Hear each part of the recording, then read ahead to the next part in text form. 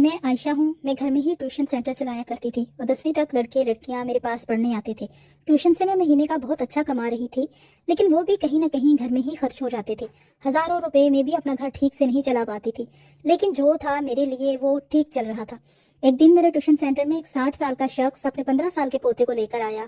वो शख्स बड़ी महंगी गाड़ी में आया था और इसकी जिंदगी का तर्ज भी बिल्कुल अमीर लोगों की तरह था। एक शख्स की ठाठ देखकर मेरी आंखें चमक गईं। मैंने इनसे इनका तारुफ पूछा तो वो बोले, मैं सेठ करीम हूँ और मैं अपने पोते काशी को ट्यूशन के लिए लाया हूँ।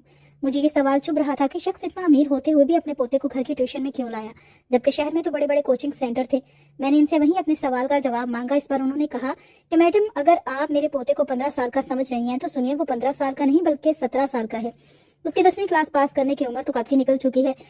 पिछले 2 साल से वो बार बार 10वीं में फेल हो रहा है। शहर के बड़े बड़े कोचिंग में इसे पढ़ाया गया, लेकिन कुछ फायदा नहीं हुआ। एक तालिब इल्म से आपका नाम सुना था। कभी कभी जो बड़े लोग नहीं कर सकते वो एक सादा इंसान कर देता है। अब आपके पास जरूर 10वीं पास करेगा।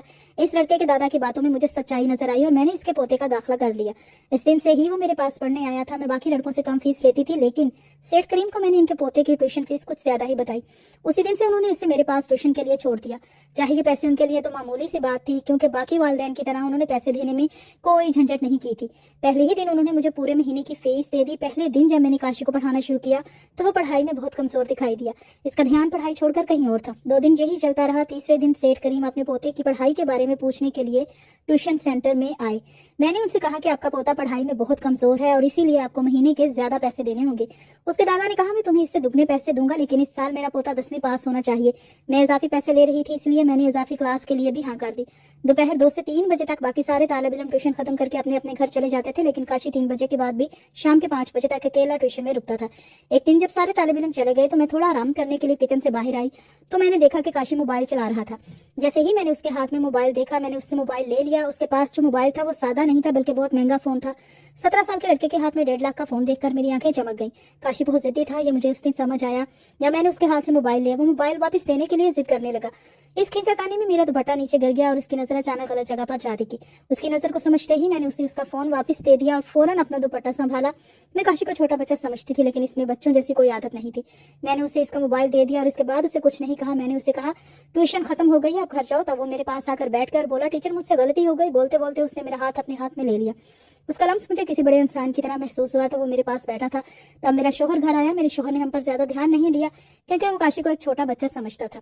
जब वो घर आया तो मैंने उसका उतरा हुआ चेहरा देखा। मैंने मोहब्बत से कहा, तुमसे कोई नाराजगी नहीं है, अब तुम घर जाओ, ट्यूशन का वक्त खत्म हो गया है। काशी ने मेरा हाथ छोड़ दिया और मैं अपने कमरे में चली गई। मैंने अपने शोहर को कुछ पैसे निकाल कर दिए। मैंने उसे बताया कि मैं अपनी ट्यूशन क्लास से अच्छी कमाई कर रही हूँ। पैसे देते ही शोहर ने मुझे शुक्रगुजारी से देखा। तभी मेरी नजर कमरे के दरवाजे पर गई, जहाँ मुझे काशी दिखाई दिया। वो हमारे घर में झांक रहा था। उसे देखते ही मैंने कहा, काशी तुम यहाँ तक। वो मेरे शोहर के सामने हिचकिचाकर बोलने लगा, टीचर मुझे रियाजी का एक सवाल समझ में नहीं आ रहा था, इसीलिए मैं रुका था। तब मैंने काशी से कहा, तुम बाहर बैठो, मैं आ रही हूँ। जो फिर मैं फ्रेश होने के लिए बाथरूम में गई और फिर मैं हॉल में आई। घर में ट्यूशन देना बहुत मुश्किल काम होता है, क्योंकि बच्चों की निगाहों में क्या आ जाए कुछ नहीं कहा जा सकता। हाल में आते ही काशी ने कहा कि रियाजी मैं कल समझ लूंगा, और फिर वो घर चला गया। और काशी की बात सुनकर मैं हैरान बैठी रही। अगले दिन काशी एक्स्ट्रा क्लास के लिए 3 से 5 बजे तक रुका। इसे मैंने थोड़ी मशक देकर अपने काम में चली गई। आज शाम मैंने तय किया था कि मैं अपने लिए एक जोड़ी झुमकियां खरीदूंगी, मगर अलमारी खोलकर देखी तो वहाँ जिनमें से मैंने कुल जमा जितने पैसे किए थे, इनमें से कुछ मैंने अपने शोहर को दिए थे, बाकी कहाँ गए मुझे कुछ समझ नहीं आया। आखिरकार मेरी आंखों में आंसू आ गए। तब अचानक काशी वहां आ गया। उसने मेरे आंसू पहुंचे और मुझसे पूछा, क्या हुआ। मेरा मसला सुनकर काशी अपने बैग से कुछ पैसे लाया और मेरे हाथ में रख दिए। मैंने जज्बात में आकर उसे गले लगा लिया, लेकिन काशी ने मुझे कुछ मुख्तलिफ तरीके से पकड़ा। इसका लम्स गलत जगह हो रहा था। अचानक मुझे ऐसा लम्स महसूस हुआ तो मुझे एहसास हुआ कि काशी अब छोटा नहीं रहा। मैंने फौरन उसे अपने आप से दूर कर दिया। जब मैंने उसकी नजर देखी तो मैं हैरान रह गई। मैं इससे पैसे ले लिए और इसे बाहर हाल में भेज दिया। इस दिन के बाद से काशी मुझसे और ज्यादा करीब होने लगा। वो मुझसे हंसकर बातें करने लगा। ऐसे ही दिन गुजरते गए कि कुछ दिन बाद जब मुझे फिर से पैसों की जरूरत पड़ी तो काशी की नजर फिर से फिसल गई। वो मुझे ऐसी जगह घूर रहा था कि मुझे अपने दुपट्टे का भी ध्यान नहीं रहा। मेरी नजर काशी पर थी। वो मर्द जो औरत के नखरे उठाता है और इसे खुश लगता है, उसके साथ वक्त गुजारना औरत की ख्वाहिश होती है। पिछले कुछ दिनों से मैंने अपने शोहर को खुद से दूर रखा था, क्योंकि वो मेरी जरूरियात पूरी नहीं कर पा रहा था। इसीलिए उसे मेरे साथ वक्त गुजारने का भी हक नहीं था। जब मैंने अपने दुपट्टा ठीक करना शुरू किया तो काशी ने मुझे अपना ATM कार्ड दे दिया। इसका इरादा यही था कि मैं उसके सामने बैठी रहूं और मेरी खूबसूरती देखकर वो मेरी मदद कर रहा था। मुझे समझ में आ गया था। एक दिन शाम को काशी के दादाजी उसे लेने आए। उन्होंने कहा कि आपके पास मैंने काशी को ट्यूशन लगाकर صحیح فیصلہ کیا ہے، کیونکہ اسے ٹیوشن کا بہت شوق ہونے لگا ہے۔ کاشی کو پڑھائی کا شوق ہونے لگا تھا یا کسی اور چیز کا، یہ اس کے دادا جی کو نہیں پتا تھا۔ ایک بار کاشی نے مجھ سے کہا، ٹیچر آپ ماڈرن کپڑوں میں زیادہ اچھی لگتی ہیں۔ پھر ایکسٹرا کلاس کے وقت کاشی مجھے شاپنگ کے لیے مال لے گیا، اس نے مجھے بہت مہنگے کپڑے خرید کر دیے۔ میں نے اس سے کہا، تم اتنا پیسہ خرچ کر رہے ہو، اگر تمہارے دادا جی کو پتا چلا تو کاشی نے کہا، اگر دادا جی کو پتا چلا کہ میں کتنا پیسہ خرچ کر رہا ہوں تو وہ مجھے کچھ نہیں کہیں گے، کیونکہ میرے خرچ کے لیے وہ خود میرے اکاؤنٹ میں پیسے ڈال دیتے ہیں۔ دادا جی مجھے 50,000 جیب خرچ دیتے ہیں اور پچھلے کئی سال سے میرے اکاؤنٹ میں کافی پیسے جمع ہو چکے ہیں، میں نے آج تک کسی پر خرچ نہیں کیا اور اب تم پر کر رہا ہوں۔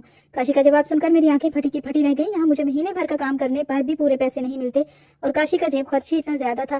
اس کا جیب خرچ ہونے کے باوجود اب میں اس پیسے پر اپنا حق سمجھتی تھی۔ اسی پیسے سے کاشی میری خواہشات پوری کر رہا تھا۔ اس دن مال میں 2 گھنٹے گھومنے کے بعد میں بہت تھک گئی تھی۔ گھر آتے ہی میں نے آرام کیا اور اپنے کمرے میں بال سکھانے لگی۔ تب کاشی میرے کمرے میں آ گیا۔ مجھے بال سکھاتے ہوئے دیکھ کر وہ پوری طرح سے ہوش کھو بیٹھا، میرے پاس آنے لگا۔ میں نے اسے خود سے دور کیا تو اس نے کہا، میں آپ کو جو چاہیے وہ دے رہا ہوں تو آپ کو بھی مجھے جو چاہیے وہ دینا ہوگا۔ کاشی نے مجھ سے اپنی نامناسب خواہش ظاہر کی تھی۔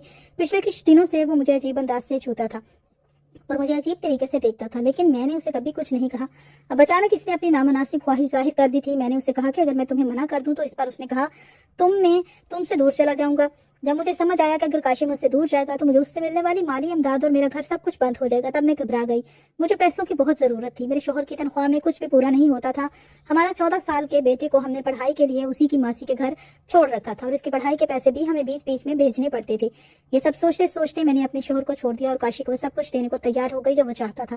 مجھے لگا کہ کاشی کو ان سب باتوں کی زیادہ معلومات نہیں ہوں گی اور وہ کر ہی کیا لے گا، لیکن جب وہ میرے پاس آیا تو اس نے کسی تجربہ کار شخص کی طرح میرے ساتھ وقت گزارنا شروع کر دیا۔ میں کاشی کو چھوٹا بچہ سمجھ رہی تھی، لیکن وہ بالکل بھی چھوٹا نہیں تھا۔ اب وہ ہر روز ایکسٹرا کلاس کے وقت میرے ساتھ وقت گزارنے لگا۔ اسی طرح 2-3 دن گزر گئے۔ ان ساری باتوں کے میرے شوہر کو ذرا بھی خبر نہیں تھی۔ میں نے شوہر سے یہ کہہ رکھا تھا کہ میرے پاس 2-3 کمزور طلباء ہیں جن کی میں پڑھائی میں مدد کر رہی ہوں۔ اس لڑکے کے والدین اس کے ٹیوشن کرانے کے لیے مجھے زیادہ فیس دی ہے۔ اسی سوچ سے میرا شوہر خوش تھا کہ اسے ہی فائدہ ہو رہا ہے۔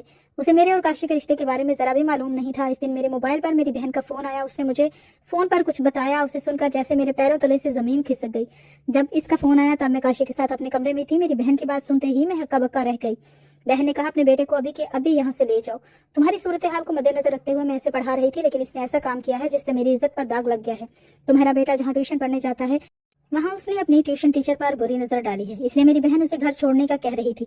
میرے بیٹے کی یہ حرکت کا سن کر مجھے سمجھ نہیں آ رہا تھا کہ میں کس منہ سے بولوں، کیونکہ میں خود ایک ٹیچر ہونے کے باوجود کچھ پیسوں کے لیے ایک 17 سال کے لڑکے کی نامناسب مانگیں پوری کر رہی تھی۔ اس دن مجھے سمجھ آیا کہ اگر میں نے وقت پر کاشی کو ان ساری باتوں کے لیے منع کر دیا ہوتا اور اسے بغیر وجہ اپنی محبت کی جال میں نہ پھنسایا ہوتا تو میرا بیٹا بھی آج ایسی حرکت نہ کرتا۔ مجھے میری غلطی کا احساس کروانے کے لیے ہی شاید یہ سب کچھ ہوا۔ اس دن میں نے کاشی کی جانب سے دیے گئے سارے تحائف اور پیسے اسے واپس کر دیے اور اسے ٹیوشن میں آنے سے سختی سے منع کر دیا۔ اسی لیے اس نے سب سے باہر نکلنے کا فیصلہ کر لیا۔ اس کو یہ احساس ہو گیا تھا کہ اس نے بہت کم عمری میں ہی ایک بڑی غلطی کی ہے۔ اس دن کے بعد سے اس نے پڑھائی پر توجہ دینا شروع کر دی۔ میں نے ٹیوشن پڑھانا بند کر دیا کیونکہ پچھلے مہینے میں نے جو کچھ بھی کیا تھا اس کا مجھے بہت پچھتاوا تھا۔